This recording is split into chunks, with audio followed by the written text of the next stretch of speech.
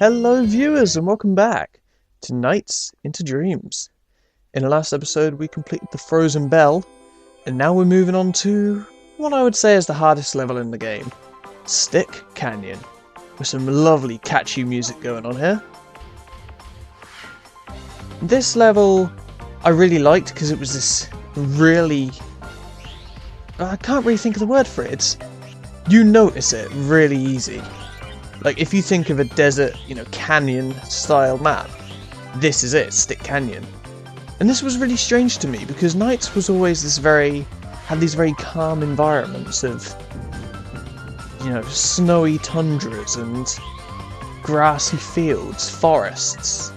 Yet, Stick Canyon is actually a pretty hectic level. Considering everything that you've gotten used to so far in Nights.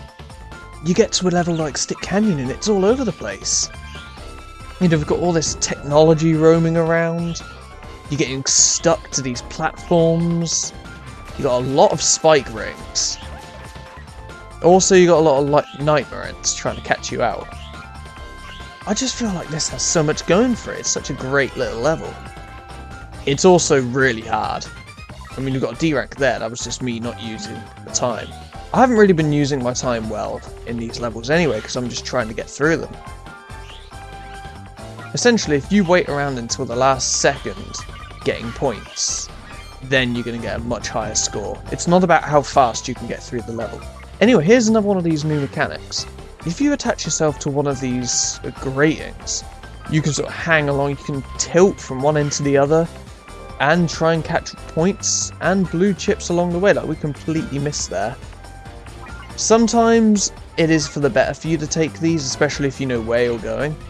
A lot of the time, it's actually better to completely miss them. If you're in a real hurry to get back, you tend to find you're going to do a lot better not going in them whatsoever. And I guess that's just the way things go every once in a while. It's like, sometimes you want to go for the points and bring it right up to the last second. Sometimes, if you're too close to that last second, you should just charge for it like we're going to do right here. And get right over to the end nice and quick. I love the music in every single one of these levels. Even for such a hectic level like Stick Canyon, it's got this really catchy, calming track to it. We got a nice little C rank there. Now the third one is quite fun. It's got another one of these new mechanics. See what I mean? Claris's levels tend to be more basic, whereas Elliot's introduced a lot of new mechanics. If we charge through here, right, as soon as we go through this, everything is going to be magnetized to us. We actually made a mistake there by hitting a wall. Because if you hit anything while stuff is magnetized to you, as you just saw, you're going to lose all of it. Now the idea is you want to make sure as much stuff is magnetized to you as you can, even the little Nightopians. Then go through here, rack up some points. You'll get as many points as the score you get when you go through that little area. 10 times that score by 10, and that's how much you'll get in score. Like, we got 132 and we got 320. Okay, how can we do here? Come on. Ah, no. I don't know. Ooh, superb 10. One more, we would have got a Dreamy.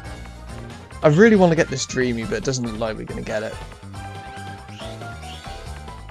Alright. Now this is the tricky bit. The idea is, you've got to race up to the top, get 20 blue chips along the way, which to be fair isn't very hard. Oh wow, we actually went through that. Yeah, that happens. You go get 20 blue chips and get to the top. Problem is, there are these balls that are getting launched at you from when you're... Why did I do that? Balls are getting launched at you from the roof. Really mean.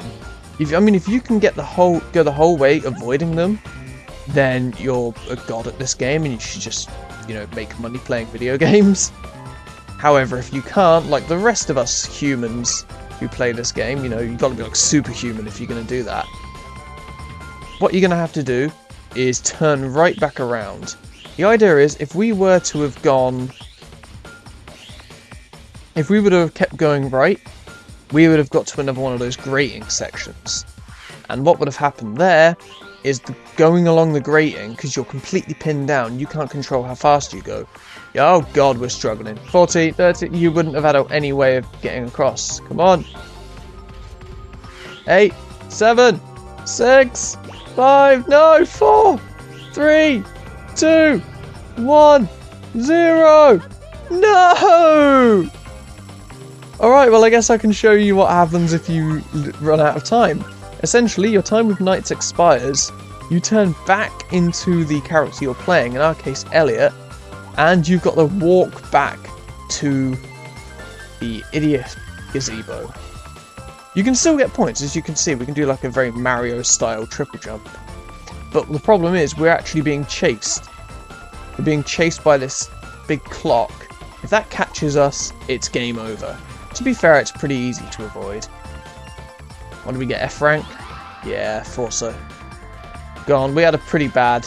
We got the A rank, so we might be... Oh, skim a C. But now you're going to meet my favourite, one of my favourite bosses and favourite characters of all time.